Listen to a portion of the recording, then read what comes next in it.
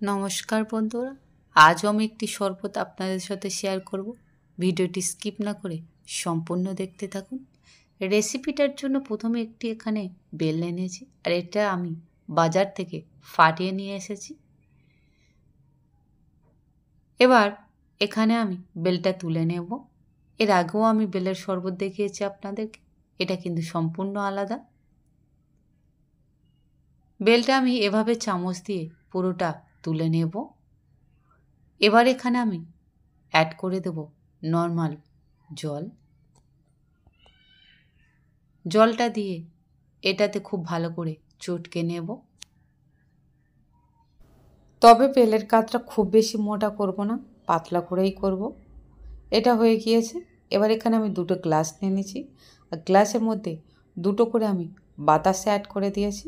আপনারা চাইলে এখানে যে কোনো চিনি বা মিছরি ইউজ করতে পারেন।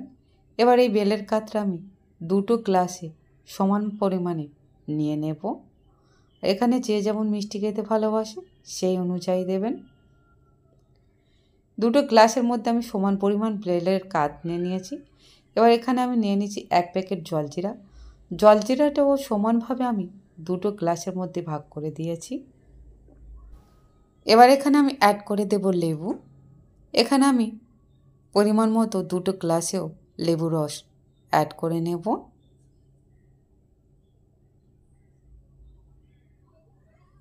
এবার এখানে দিয়ে দেব ক্যাম্পা। আমি এখানে ড্রিঙ্কস নিয়ে দিচ্ছি, তবে এটা ক্যাম্পা, আপনারা চাইলে যে কোনো ইউজ করতে পারেন। এরকম অরেঞ্জ কালারের। দিয়ে দেব বিট নুন। বিট নুনটা দেওয়ার পরে আমি একটু চামচ দিয়ে এইটা ফেটে নেব। যেহেতু বাতাসা আছে নিচে, সেই জন্য 2টো গ্লাসে ঠিক এভাবে আমি খুব ভালো করে ফেটিয়ে নেব। এটা আমি খুব ভালো করে ফেটে নেব। আর ওপর থেকে দিয়ে দেব ভাজা জিরে।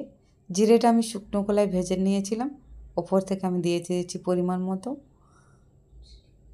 আমার বেলের শরবত রেডি। আমার এই রেসিপিটা কেমন লাগলো বন্ধুরা, তো অবশ্যই কমেন্ট করে আমাকে জানাবেন। রেসিপিটি ভালো লাগলে লাইক, কমেন্ট, শেয়ার, সাবস্ক্রাইব অবশ্যই করবেন, আর বেশি বেশি করে শেয়ার করে দেবেন। ভালো থাকবেন, সুস্থ থাকবেন। ধন্যবাদ।